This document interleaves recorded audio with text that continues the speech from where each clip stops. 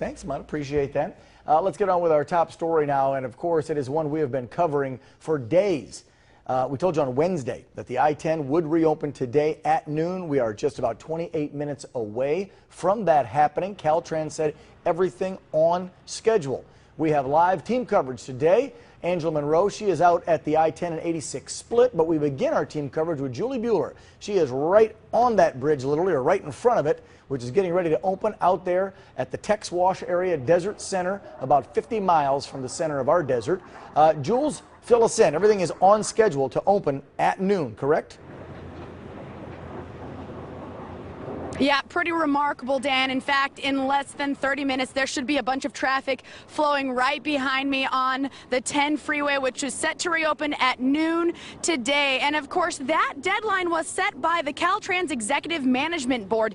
They admitted it was very aggressive, but it was set aggressively because of the importance of this highway. So by last Monday at 6 o'clock, Granite Construction had people on site beginning their repairs, and their first order of business was to make sure that the westbound bridge, which had been damaged and eroded, was ready for traffic. And then they built the detours to the westbound.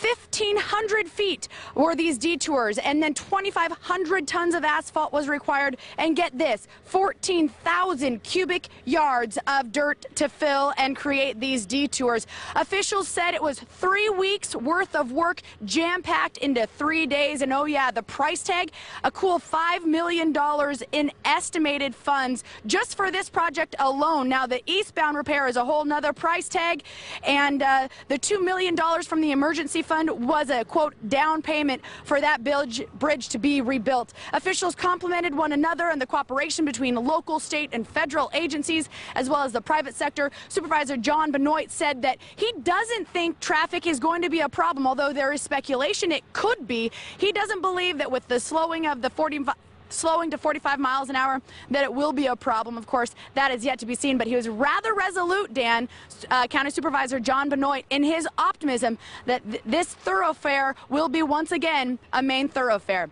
Live in Desert Center, I'm Julie Bueller, KMIR News. You know, I like John Benoit. He was a CHP officer for years and years. He knows what he's talking about. However, Jules, you and I know on a Friday afternoon and a Sunday night, when you get traffic down to one direction in one lane over that one bridge, it will slow down. But again, it is a good thing it's opening. We'd like to note that the repair work was also done on 2 other bridges on the freeway. We're told the Adair Ditch Bridge and also the Hillock Ditch Bridge, both were found to be in need of upgrades. The reopening of the I-10 will welcome a lot of relief. We're told that anywhere between 20 and 27,000 drivers use that stretch of the 10 from the Arizona border here to our valley every day. And so now for the last 5 days, they've had to use the 2 different alternate routes, taking Highway 62 or the 40 to the north, or taking the 86 down to the 8 down by the Salton Sea. Of course, truckers have long been waiting this. A lot of extra hours for them, extra man hours, extra fuel. We continue our live team coverage with